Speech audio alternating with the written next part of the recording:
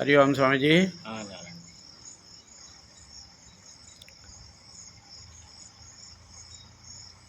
शरीर के लिए बाह्य और आंतरिक पवित्रता कैसे आएगी?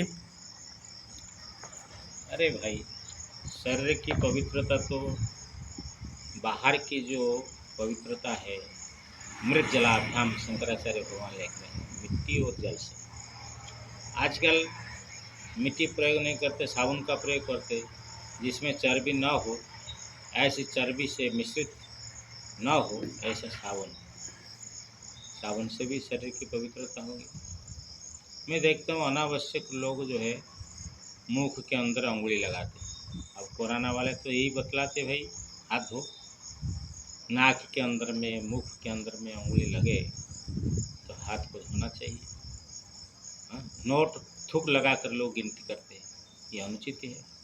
अरे गुजरात में देखा है कि भाई को थूक लगा कर गीता पलटा रहा था, मतलब ये क्या कर रहे हो यार।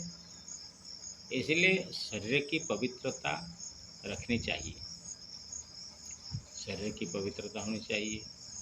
शौच स्नान, शौचा स्वांग जुगुप्सा परेर असंसर्गश्च, योग सूत्र में आया कि बाह्य शौच का यही फल है कि अपने शरीर के प्रति घृणा हो जाती है। क्या इसको बार बार पवित्र करता हूँ फिर अपवित्र हो जाता है। जब अपने शरीर के प्रति घृणा होती तो फिर दूसरे के साथ संग करने की इच्छा नहीं होती है, संग छूट जाता है।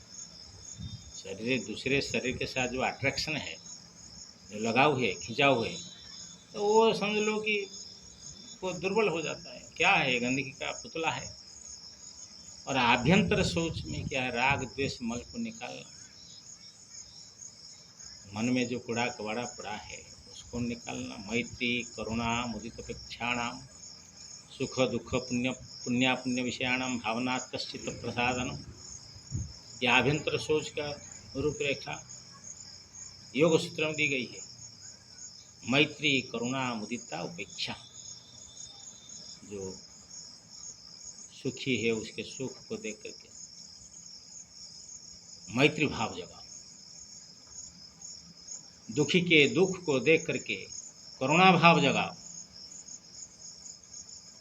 पुण्य कर्म किसी कोई कर रहा है, उसी पुण्यकर्मी के पुण्य कर्म को देख करके मन में प्रसन्नता, मुदिता। और किसी के पाप कर्म देखते हो उसकी उपेक्षा करो, इग्नोर। जैसे कबीरा तेरी झोंपड़ी गल कटने के पास, जो करेगा सो भोगेगा, तू हो क्यों उदास। इस पर उपेक्षा करने से मन की निर्मलता होती है।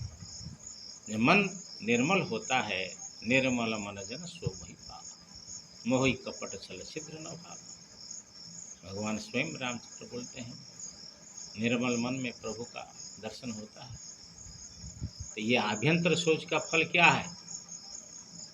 सत्य सुधि सोमनस्य एकाग्र इंद्रियजय आत्मदर्शन योग्यत्वानि च, अंतःकरण की शुद्धि, मन की प्रसन्नता। सत्य एकाग्र्य माने एकाग्रता बढ़ती है। सत्य शुद्धि सोमनस्य एकाग्र इंद्रिय जय, इंद्रिय के ऊपर में जय होती, इंद्रियों को काबू में लाने में, बस में लाने में बल मिलता है, इंद्रिय का जय हो जाता है और आत्मदर्शन करने के लिए योग्यता आ जाती है। ये आंतरिक शुद्धि का फल है। इसलिए राग द्वेष को निकालना है, तटस्थ रहने का भाव रखे, समझे ना। निंदा चुगली से रहित हो, छल कपट न करें, ये सब करने से, दुखियों के प्रति दया भाव रखे। ऐसे करने से देखो, गंधर्व के जंगल में जब वनवास था पांडवों का, तो गंधर्वों के साथ दुर्योधन का लड़ाई हो गई। तो युधिष्ठिर को दया आ गई, उनने भीम और अर्जुन को भेज, जाओ सहायता करो। भीम अर्जुन मना कर रहे कि हमारे साथ इतना कुकर्म किया, इतनी दुष्टता की, फिर भी आप उसकी सहायता के लिए भेज रहे हैं।